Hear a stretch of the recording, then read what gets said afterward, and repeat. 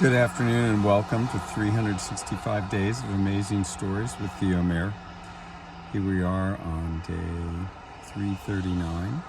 I'm continuing the story of the Banyan Deer as I drive home along the coast, and I just let you see a little bit what's going on out there. Big waves coming in, a lot of moisture in the air, which makes it quite beautiful. It's just a nice place to come and sit for sure. Today, not a great day to get out, but comes a good wave right there against the rocks. Amazing how this coast gets pounded by the waves. Okay, so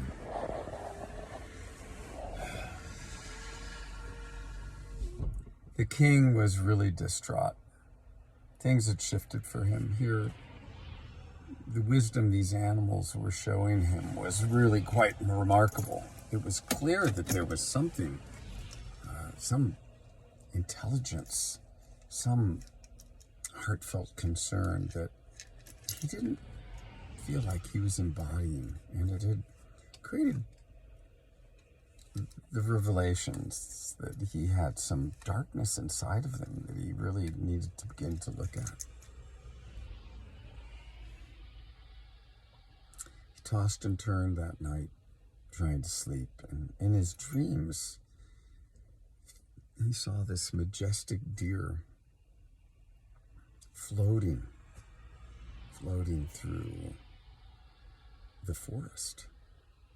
Now, in the beginning, when he had first brought these herds of deer into the stockade and had first seen them, he had noticed the two kings of the herds, and he had told his men that no way that these animals should get shot.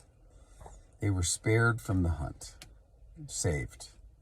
And he felt that this was correct because they were the kings of their herds and he wanted them to stay the leaders. And so he had spared them. They never needed to worry about being hunted.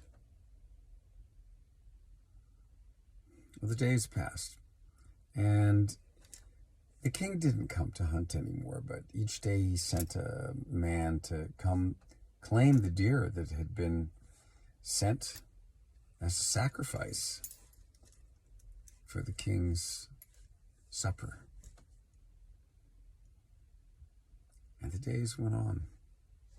One day it was from one herd, the other day it was from the other herd. Deer would come and with shaking legs stand before the gate, knowing that it was facing death. But it would stand with its head held high, proud.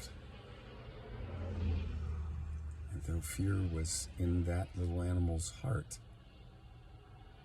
it was doing what it needed to do for the rest of its family, the rest of its herd. Well, it turned out that on one day, the herd that was governed by the other deer king, not the Banyan Deer, the lottery fell on a doe who was with fawn. So she had a young deer growing inside of her. And she did not feel right about allowing herself to be killed by the hunter, because she knew that if she did that, this little being that was growing inside of her would die as well. And so she went to her king and she asked him to please spare her until she had given birth to her fawn. And once she had, she said she would happily fulfill her place in the lottery. And the king heard her, and he was taken by her words, and sad indeed he was. But he thought, the rule is the rule. told her, I'm sorry, but I cannot spare you, for if I spare you, then everyone will have the chance to do the same for one reason or another, caring for their mother or father, or no, they have to care for their child. I can't do it. You will have to go and face the hunter. Well, the doe was so distraught that she went to the Banyan King, the Banyan Deer, and she presented her case to him. She actually got down on her haunches in front of the king and begged that he spare her from having to go, because if she did, 2 would die, not 1. Well, the Banyan Deer, he heard her out, and he said, indeed, the lottery calls for only 1 to go each day. And if you go, 2 shall die instead of 1.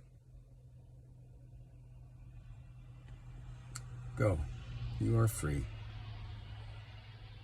I will take care of this, he said. And the young doe, she bounded off, delighted that she had been spared, at least this time, so that she could give birth to her fawn. The Banyan Deer had decided that he would go himself. What else could he do? He had spared her. And so now he must fulfill the lottery. And since he had spared her, he must take her place, because he couldn't ask anyone else to do so. Having made that decision, he began his way, his walk toward the gates, where he would stand and await his end. It was beautiful to watch him walking amongst his herd, passing through them one after another. He was regal, stately, chest out, head held high. He made his way to the gate. And when he did, there he stood in the place where each day the deer stood. And when the hunters came to claim him, they stood up on the rampart and looked in, looked down, and were amazed. One was sent off to the king to go fetch him, because this was a rare sight indeed, and they knew that they could not kill the king of the deer, the Banyan Deer. So off one of the hunters flew, as quickly as he could, to go and alert the king what was taking place. And we'll stop the story there, see what happens next.